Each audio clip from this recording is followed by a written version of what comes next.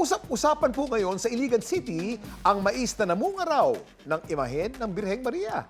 Ang kwento pa Kuya Kim, dahil dyan kaya raw marami ang inaani nila. Ano kayang masasabi ng mga crop science experts sa nag-iibang bunga ng mais?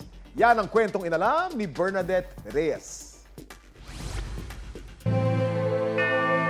Dinarayo sa Iligan City ang isang maliit na kapilya dahil ang imahe ng Birhen lumitaw at nagmimilagro umano sa bunga ng mais.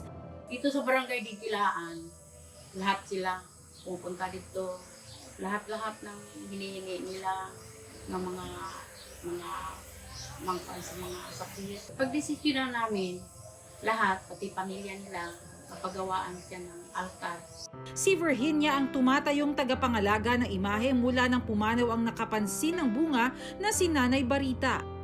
Maliban sa malapit si Virginia kay Nanay Barita, malapit din sa kapilya ang lugar ni Virginia. Noong August 1, 2001, nag-ani siya ng mais.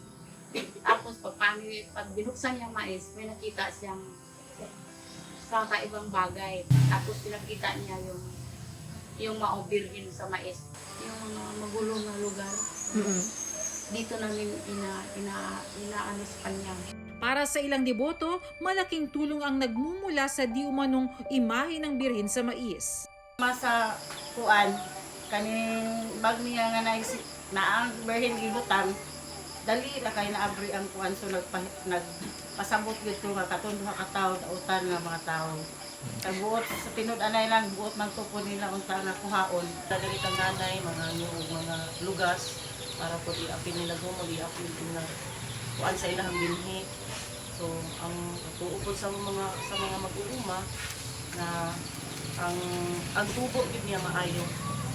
Gani dagupod og mga produkto ni naka-harvest gid ang mga mag-uuma.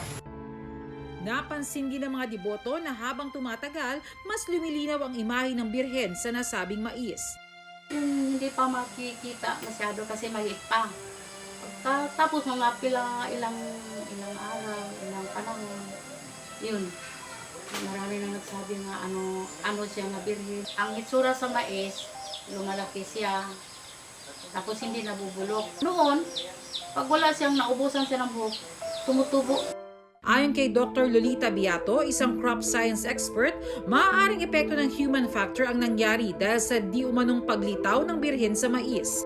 Kung ang tinanim mo ay corn seed, ang kanyang ibubunga ay corn, of course. Posible na yung nangyari dyan sa corn na meron kayo dyan ay it is being manipulated by human factors. Kasi ang isang halaman, pag itinanim mo yan, no, you will just input ano yung ilalagay mo lang.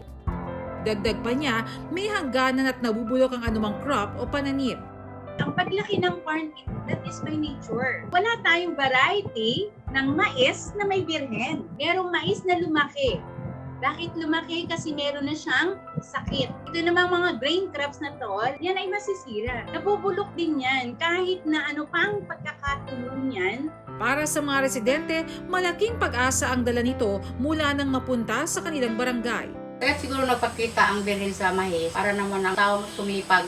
Sumipag silang magtanim, yung mga tao nakalimot na sa kanya para magbalik sila sa magdasal. Para sa simbahang Katoliko, kinakailangan pa ng pagsusuri para masabing milagroso ang isang bagay gaya ng bunga ng mais sa Iligan City. Mag-iimbestiga niyan, hindi lamang mga pare, kundi mga eksperto din sa siyensya at saka medisina. Lalong-lalo na ang ganitong mga occurrence o phenomena ay hindi naman din talaga madaling i-explain. Paalala ni Father Jerome, ito ang dapat alam mo. Ang pagpapalakas naman sa pananampalataya natin ay hindi nakadepende sa mga milagro. Sapat na malaman natin na may Diyos, sapat na malaman natin na meron tayong tagapagligtas. Hindi sa imahe nasusukat ang tunay na pananampalataya dahil ang pananalig at pagsasabuhay nito ang siyang higit na mahalaga. Ako si Bernadette Reyes at yan ang kwentong dapat alam mo.